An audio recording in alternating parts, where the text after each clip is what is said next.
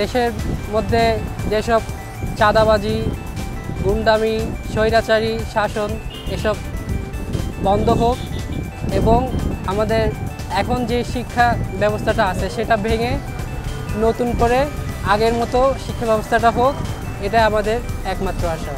আমরা সাধারণ জনগণ হিসাবে আমাদের চাওয়া আপনার রাস্তাঘাট এবং কর্মস্থল একটু নিরাপদ হবে এবং দ্রব্যমূল্যের দাম নিয়ন্ত্রণের মধ্যে থাকবে, আমাদের ক্রয় ক্ষমতার মধ্যে থাকবে, এটাই আমাদের কাছে বড় চাওয়া। আর দেশে যদি আপনার এমনিতেই ঘুষ এবং চাঁদা এই দুটো জিনিস বন্ধ হয়ে যায়, আশা করি দেশ উন্নত হয়ে যাবে। আমাদের যে নতুন সরকার গঠন হলো, অন্তর্বর্তীকালীন সরকার, উনি আমাদের দেশে যে এতদিন অরাজকতা, অশৃঙ্খলতা এগুলো যে সৃষ্টি হচ্ছিল, এগুলো এখন এগুলো সৃষ্টি হবে না। উনি শাসন অনুযায়ী, আইন অনুযায়ী সুষ্ঠুভাবে আমাদের দেশ পরিচালনা করতে পারবে। আমাদের বিশ্ববিদ্যালয়গুলোতে যে এতদিন রাজনীতি সংগঠিত যে ঝামেলাগুলি হচ্ছিল বা হলগুলিতে যে ঝামেলাগুলো হচ্ছিল, আমি আশা করব যে এখন এই ঝামেলাগুলি হবে না।